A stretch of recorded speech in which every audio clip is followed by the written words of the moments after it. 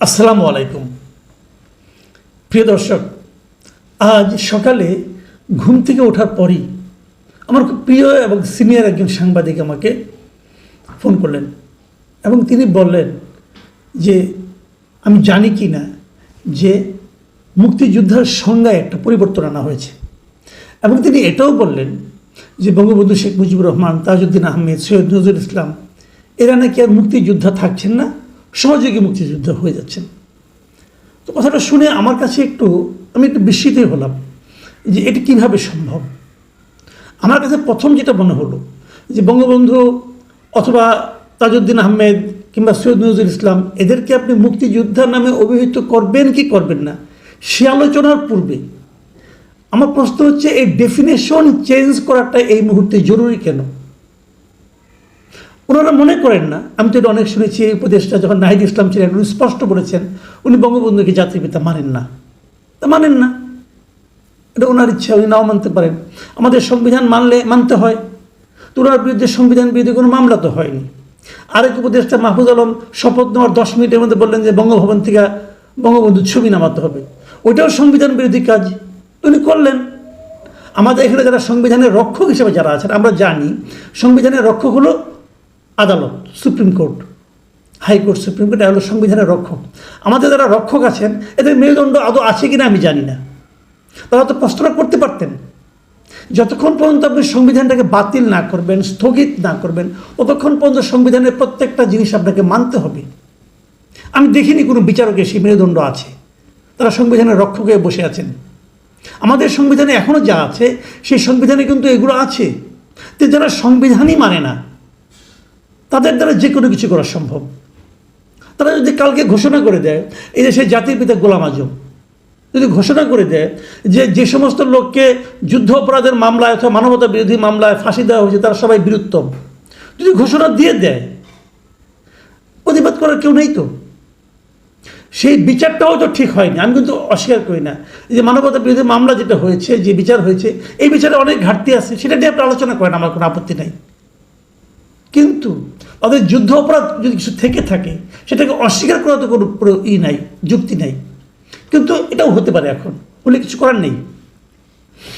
কারণ এখন একটা মানবতা বিরোধী একটা ট্রাইব্যুনাল আছে, এই ট্রাইব্যুনালে যিনি চিফ প্রসিকিউটর উনি কিন্তু আবার ওনাদের পক্ষের উকিল ছিলেন। তো বাংলাদেশে এটা হচ্ছে, এটা হওয়া সম্ভব। কারণ এখন যারা নাকি 71-এ পরাজিত তারাই এখন বিজয়ীভাবে দেশের নানা ধরনের কথাবার্তা বলছেন। যাক, সেটা অন্য প্রসঙ্গ, ওই প্রসঙ্গে বেশি দূর যাব না আমি। কিন্তু আমি ওই প্রশ্নটাই করছি যে এই মুহূর্তে সংজ্ঞাটা পরিবর্তনের প্রয়োজনটা দেখা দিল কেন? এটা কি খুব জরুরি কাজ? সংস্কারের জন্য এটা কি খুব জরুরি কাজ? দেখুন, কিছুক্ষণ পরে আমরা জানতে পারলাম যে না, এ ধরনের কোনো অধ্যাদেশ জারি হয়নি। অধ্যাদেশে মুক্তিযুদ্ধের সংজ্ঞাটা তারা নতুন করে নির্ধারণ করেছে এবং সেই যে নির্ধারণ করেছে সেই নতুন সংজ্ঞায় মুজিবনগর সরকারে যারা ছিলেন প্রত্যেককে মুক্তিযোদ্ধা হিসেবে গণ্য করা হয়েছে। তো বঙ্গবন্ধু মুজিবনগর সরকারের প্রেসিডেন্ট ছিলেন, সৈয়দ নজরুল ইসলাম ভাইস প্রেসিডেন্ট ছিলেন, তাজউদ্দিন আহমেদ আপনার প্রাইম মিনিস্টার ছিলেন, অথবা এই সরকারে যারা ছিলেন মনসুর আলী অথবা খন্দকার মোস্তাক আহমেদ, সবাই মুক্তিযোদ্ধা। এটা অস্বীকার করার তারা করছে না। নতুন সংজ্ঞা তাদেরকে মুক্তিযোদ্ধা হিসাবে সংজ্ঞায়িত করা হয়েছে এবং আরও অনেককে যারা সহযোগী মুক্তিযুদ্ধ বলেছে, যারা বিদেশে বসে মুক্তিযুদ্ধের সহযোগিতা করেছে, মুক্তিযুদ্ধের জন্য প্রচারণা চালিয়েছে, অথবা যারা নাকি আপনার পশ্চিমবঙ্গে বসে আমাদের স্বাধীন বাংলা বেতার কেন্দ্র চালিয়েছে, তারা বিভিন্ন ক্ষেত্রে যারা মুক্তিযুদ্ধে সহযোগিতা করেছে তাদেরকে সহযোগী মুক্তিযোদ্ধা হিসাবে সংজ্ঞায়িত করা হয়েছে। তো এই সমস্ত সংজ্ঞায়িত করার ক্ষেত্রে কোনটা ভালো কোনটা মন্দ এটা নিয়ে দীর্ঘ আলোচনা হতে পারে, সেই আলোচনায় আমি এখন আর যাব না। কারণ তার চেয়ে গুরুত্বপূর্ণ আলোচনা আমার কাছে সেটা হলো এই সংজ্ঞাটা এই মুহূর্তে পরিবর্তন করার প্রয়োজন হলো কেন, এটা এই মুহূর্তে জরুরি ছিল কেন, এটা আমি জানতে চাই। এটা কি কেবলই একটা বিতর্ক তৈরি ছাড়া আর কোনো লাভ করবে জাতির জন্য? আসুন সে আলোচনায় যাওয়ার আগে আমি বরং মুক্তিযোদ্ধার নতুন সংজ্ঞায় কি বলা হয়েছে এটুকু আপনাদের একটু পড়ে শোনাই গ্যাজেট থেকে।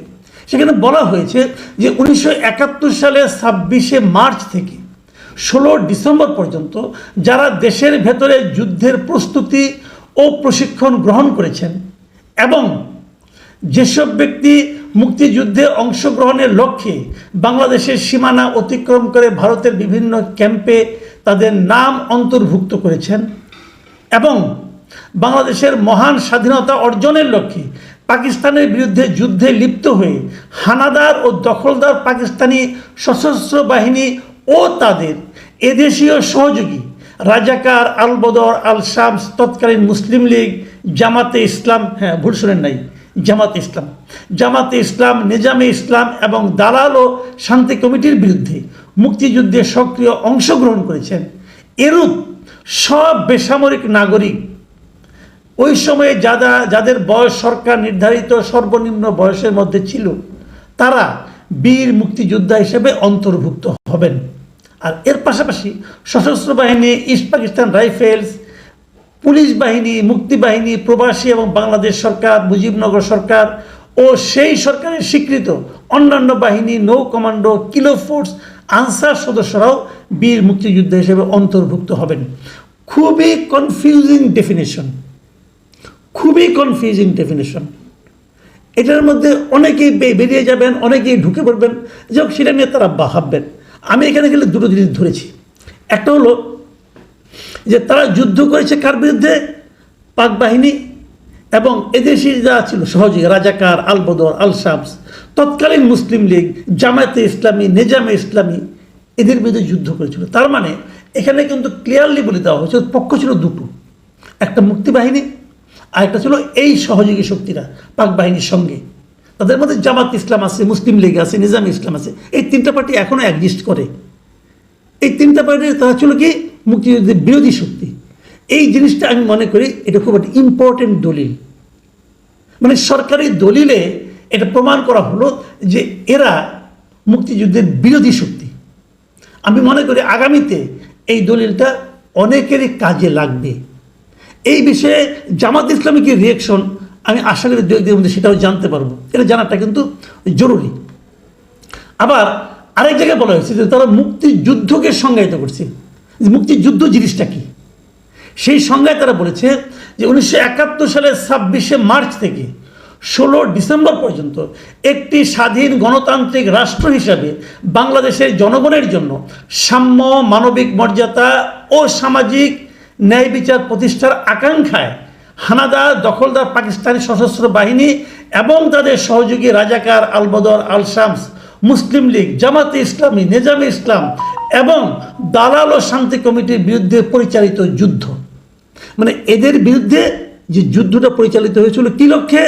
যে জনগণের জন্য সাম্য, মানবিক মর্যাদা ও সামাজিক ন্যায় বিচার প্রতিষ্ঠার আকাঙ্ক্ষায় তাদেরকে মুক্তিযুদ্ধ বলা যাবে। এই যে লক্ষ্যগুলি বলা হয়েছে, জনগণের জন্য সাম্য, মানবিক মর্যাদা, সামাজিক ন্যায় বিচার প্রতিষ্ঠার আকাঙ্ক্ষা, ভাই এটা কোথায় পাইলেন? এই অন্তর্বর্তী সরকারের কাছে আমার প্রশ্ন, এটা আপনি কোথায় পাইলেন? ওই সময় যারা মুক্তিযুদ্ধ করেছেন তারা কি এই সাম্য, মানবিক মর্যাদা ও সামাজিক ন্যায় বিচার প্রতিষ্ঠা এই শব্দগুলোর সঙ্গে পরিচিত ছিলেন? হয়তো একই অর্থ বহন করে।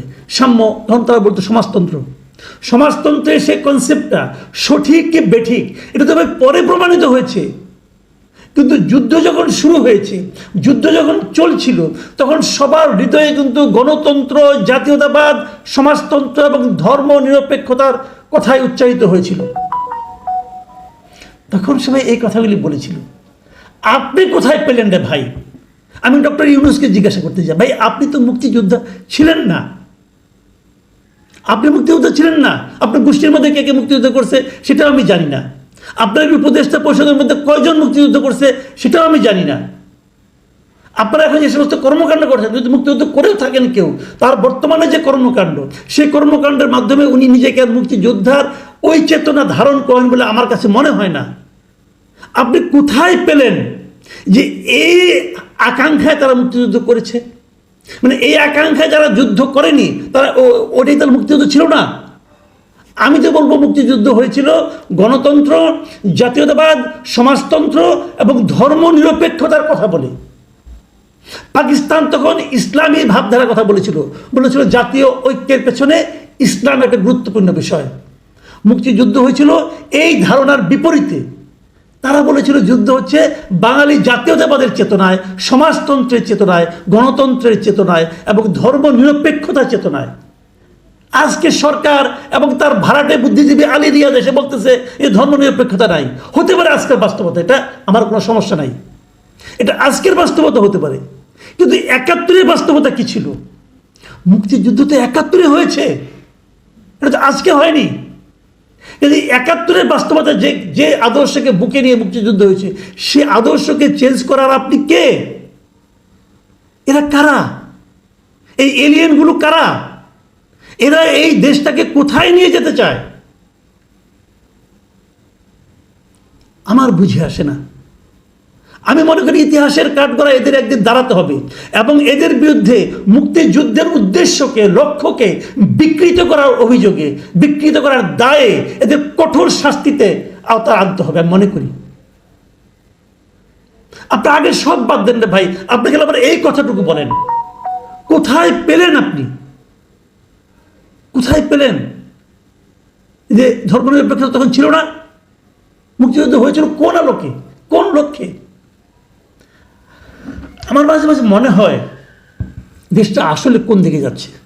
আমি খুব হতাশ হই যখন দেখি এ ধরনের কিছু লোক দেশের দায়িত্ব পেয়ে গেছে, দেশ পরিচালনার দায়িত্ব পেয়ে গেছে, যারা নাকি প্রকাশ্যে এবং সুপরিকল্পিতভাবে এদেশের মুক্তিযুদ্ধের যে মহান আদর্শ তাকে ধ্বংস করার জন্য উঠে পড়ে লেগেছে। প্রিয় দর্শক, আমি আর কি বলবো, আপনারা ভাবুন দেশ কোন দিকে যাচ্ছে, যাদেরকে আমরা দায়িত্ব দিয়েছি তারা দেশটাকে কোন দিকে নিয়ে যাচ্ছে। এখন এ পর্যন্তই। আল্লাহ হাফেজ।